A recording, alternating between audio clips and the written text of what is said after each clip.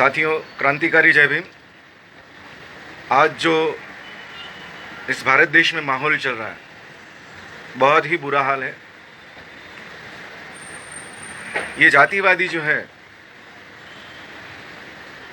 अपने फायदे का, अवसर का तो फायदा ले ही रहे हैं, लेकिन जो त्रासदी आती है, तूफान आता है, कोरोना आता है, इस समय भी ये जातिवादी इस आफत की घड़ी में भी राज सत्ता पाने के लिए और धर्म की सत्ता बनाने के लिए नई नई चालें चल रहे हैं और नए नए हथकंडे अपना रहे हैं, जिनसे भारत देश को और पूरे पिछड़े समाज को बहुत बड़ा खतरा बढ़ गया है। कोरोना के बीमारी के चलते ना कोई दवा निकली है, ना तो कोई भारत देश ने ऐसा कुछ किया है कि इस देश के सभी नागरिकों के साथ अच्छे से इलाज हो सकता है। कहा तो था कि प्राइवेट हॉस्पिटल्स अपने अंडर लिए जाएंगे, प्राइवेट होटल्स अपने अंडर लिए जाएंगे, सरकारी अधिकार के अंदर लिए जाएंगे, मगर दिखने में ऐसा कुछ नहीं दिखा। हकीकत ऐसी नहीं थी। हकीकत तो ये है कि कोरोना के पेशेंट रोड पर मर रहे हैं। हकीकत ये है कि एक कोरोना का आदमी जिसे अपने आप को लग रहा है कि मुझे कोरोना हो गया है, या फिर किसी ने उसको जाके बोल दिया कि भाई तुम कोरोना ग्रसित हो, ऐसा आदमी दवाखाने में एडमिट होने के लिए 2-2, 3-3 दिन राह देख रहा है कि भाई सीट कब खाली होती है और कौन से दवाखाने में मुझे एडमिट किया जाएगा। और कभी कभी तो ऐसा हुआ है दोस्तों कि वो पेशेंट, वो रोगी एडमिट हुआ ही नहीं और अपने घर पे या रास्ते में मर गया। ये हमारे भारत देश की व्यवस्था की है सरकार ने। मैंने पहले भी कहा था कि या तो कोरोना के चलते लॉकडाउन ना करें, और किया है तो ऐसा लॉकडाउन करे जिससे कोई भी घर का आदमी बाहर न निकल सके, तो उससे कुछ फ़र्क पड़ेगा, वरना ऐसे फ़र्क नहीं पड़ेगा। अब इन्होंने कोरोना पर रोक तो नहीं लगाई, कोरोना का कोई सुविधा तो नहीं किया, और बस सब खुला कर रहे हैं। यानी आम लोगों को ये लोग मरने की कगार पे छोड़ रहे हैं।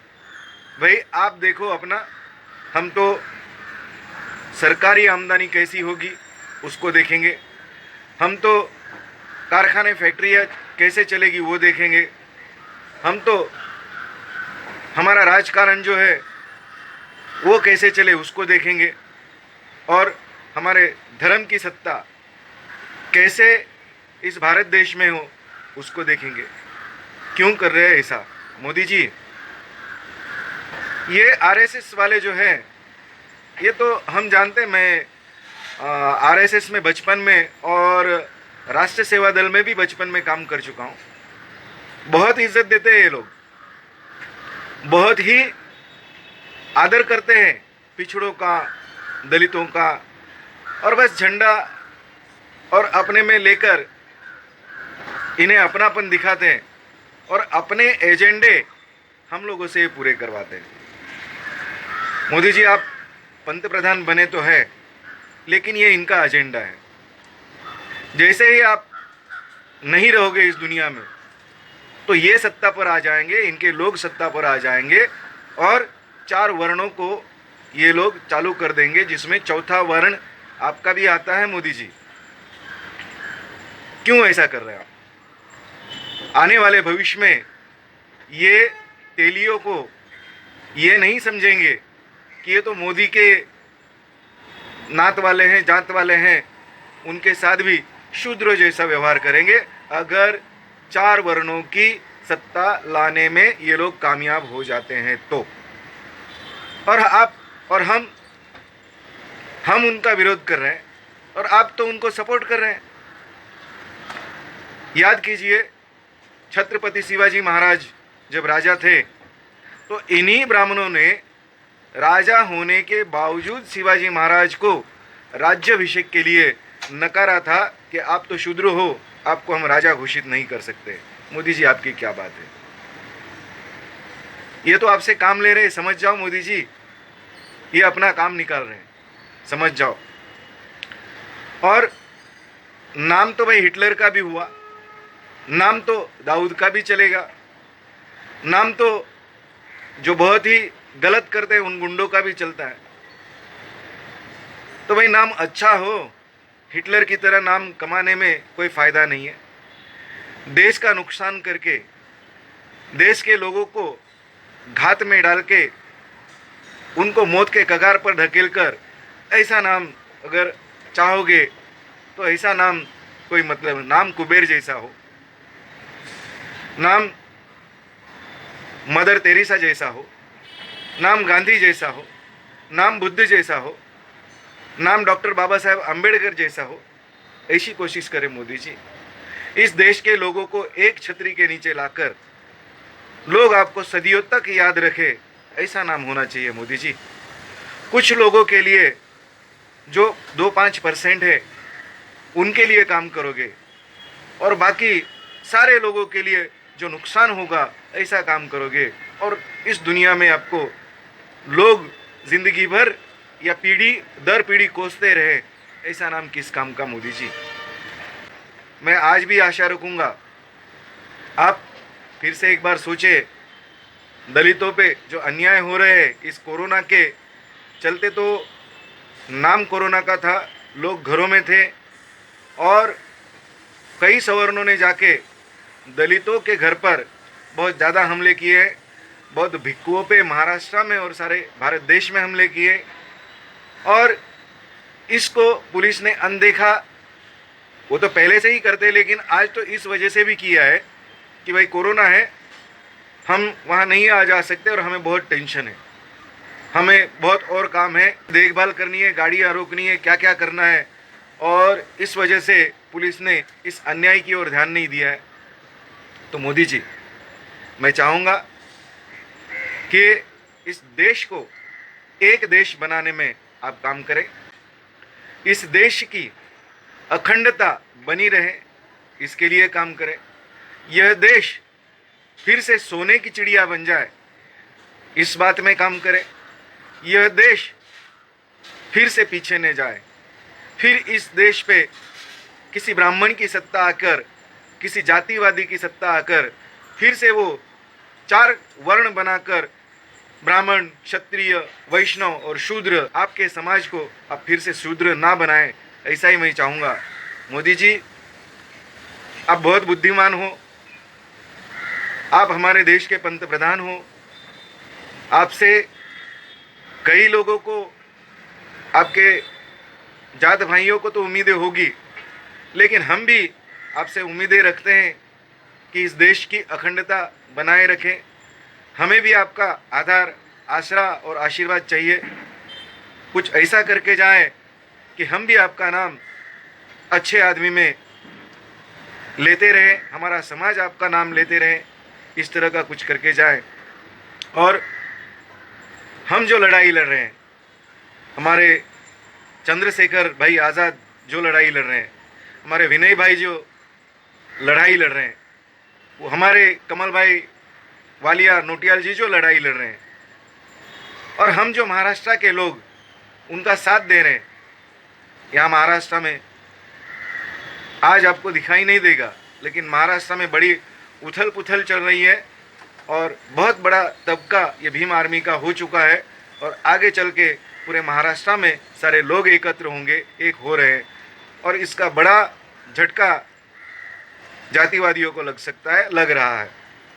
तो ये जो लड़ाई है मोदी जी, ये जातिवादियों के खिलाफ है, किसी इंसान के खिलाफ नहीं है। ये लड़ाई जो है, हम किसी इंसान को ख़त्म नहीं करना चाह रहे हैं। इंसान की जो सोच है कि इंसान में जाति होती है, और जाति जिसकी छोटी है वो इंसान नहीं है, उसको कुचल देना चाहिए, इसके खिलाफ हम लड़ रहे हैं।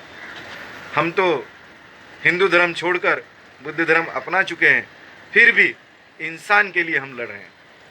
मोदी जी, मैं चाहूँगा कि आपकी जो सोच है वो थोड़ी सी बदली हो जाए, आप बहुत तेज़ दिमाग आदमी हो, अच्छा सोच सकते हैं।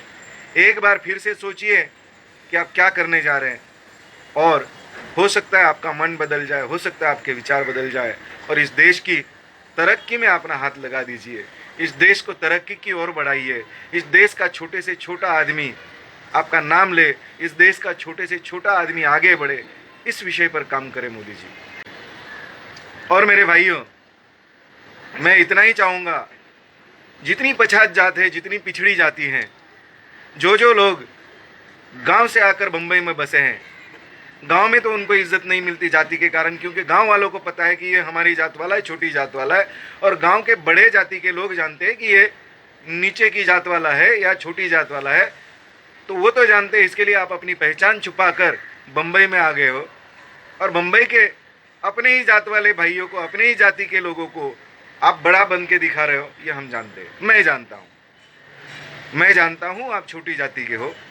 तो आप ये न समझे कि आपको कोई नहीं जानता। तो आप खुलकर सामने से आओ। जो लोग आप पर आक्रमण कर रहे हैं, उनका साथ दे रहे हो, उसकी बजाय आप आपके भाइयों का, पिछड़ी जाति के पिछड़े लोगों का साथ दे, उनको मदद करें। आप बड़ा टीका लगा के, लाल टीका लगा के, चांदला करके आप ये दिखा रहे हो कि मैं तो फलाना हूँ, मैं तो ऊंचा हूँ, लेकिन आपको आपके समाज वाले गांव में और बम्बई में भी जो आपके साथी, सहकारी और गांव वाले, वो आपको जानते हैं आप कौन हो।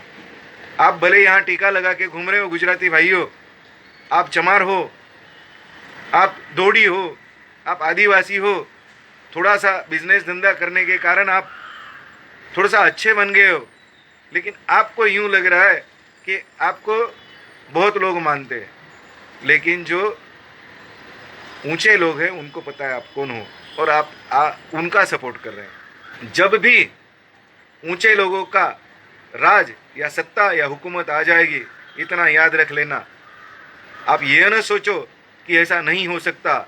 ये उसी ओर लेके जाना चाह रहे हैं, सत्ता परिवर्तन की ओर जा रहे हैं, धर्म की सत्ता लाने जा रहा है। आप फिर उसी जगह पे आ जाओ, इसी कोशिश में ये लोग काम कर रहे हैं। तो आप ये ना सोचो कि फिर वो दिन नहीं आएंगे। वो इनकी कोशिश है कि वो दिन आ जाए, और आपको ये लग रहा है कि ये दिन आ नहीं सकते, तो वही दिन आ रहे हैं। और इनको आने में कोई बहुत बड़ी त्रासदी नहीं है। आज सत्ता इनके हाथ में है, पैसा इनके हाथ में है, और आप जैसे मूर्ख लोग इनके हाथ में है, तो ये सत्ता जरूर ला सकते हैं। लेकिन हम मर जाएंगे, लेकिन डट के इनका मुकाबला करेंगे, क्योंकि हमको तो इन्होंने तकलीफ़ दी है, हमारे बच्चों को ये लोग तकलीफ़ देंगे, ये हम लोग नहीं सहेंगे, हम लोग नहीं चाहेंगे, और मरते मर जाएंगे, पर इनका मुकाबला करते मरेंगे। तो मेरे भाइयों, आप भी होश में आ जाओ, किसका साथ दे रहे हो और क्या कर रहे हो, संभल के चलो, सोच के चलो, और इस भारत देश की एकता की ताकत बने। इस भारत देश का राजा जो सबका राजा हो, इस तरह की सोच बनाकर आने वाले चुनाव में, आने वाले चुनाव में आप सोचकर वोट दीजिए। आज सिर्फ वोटों से ये लोग नहीं आएंगे, ये लोग खासदार खरीद सकते हैं, MP MLAs खरीद सकते हैं, और इन्होंने पैसा इसीलिए बना रखा है कि ये लोग खरीद फरोख्त करके ये MP MLAs को अपने साथ लेकर अपनी सत्ता, अपनी मनमानी कर सके, अपनी सत्ता ला सके और अपनी मनमानी कर सके। तो दोस्तों, बहुत कठिन समय है, आपको सोचना होगा, आपको समझना होगा, और अपनी जगह को समझकर अपने लिए जो लड़ रहा है, अपने समाज के लिए जो लड़ रहा है, उसका साथ देना होगा। यही मैं आपसे सबसे चाहूँगा दोस्तों, कि आप एक बार मेरे भाइयों फिर सोचें, समझें, और अपने उन भाइयों का साथ दें जो आपका साथ दे रहे, आपके परिवार को, आपके समाज को बचाने की कोशिश कर रहे हैं। इसी के साथ आज का ये मेरा मैसेज है, उसको मैं समाप्त करता हूँ दोस्तों। जय भीम।